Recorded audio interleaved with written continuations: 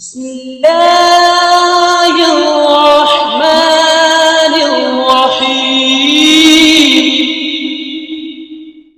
صلوا علیہ وآلہ صلوا علیہ وآلہ۔ ہم سے ابو النعمان رضی اللہ تعالیٰ عنہ نے بیان کیا، کہا ہم سے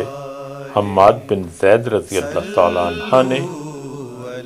غیلان بن جریر رضی اللہ تعالیٰ عنہ کے واسطے سے نقل کیا، وہ ابو بردہ رضی اللہ تعالیٰ عنہ سے، وہ اپنے باپ سے نقل کرتے ہیں کہ میں ایک مرتبہ رسول اللہ صلی اللہ علیہ وآلہ وسلم کی خدمت میں حاضر ہوا تو میں نے آپ کو اپنے ہاتھ سے مسواک کرتے ہوئے پایا اور آپ صلی اللہ علیہ وآلہ وسلم کے منہ سے آہ آہ کی آواز نکل رہی تھی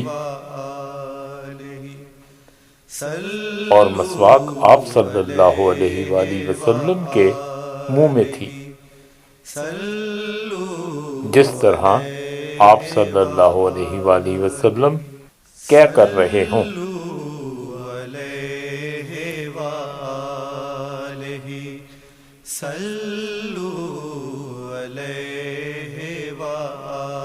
صحیح بخاری کتاب وضو کا بیان، باب مسواک کرنے کا بیان،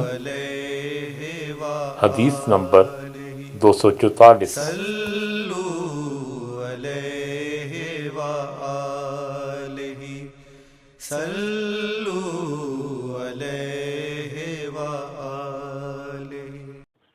ویڈیو کو لائک کریں، چینل کو سبسکرائب کریں اور گھنٹی کے نشان کو آل پر سیٹ کریں تاکہ ہماری آنے والی نئی ویڈیو آپ تک سب سے پہلے پہنچے۔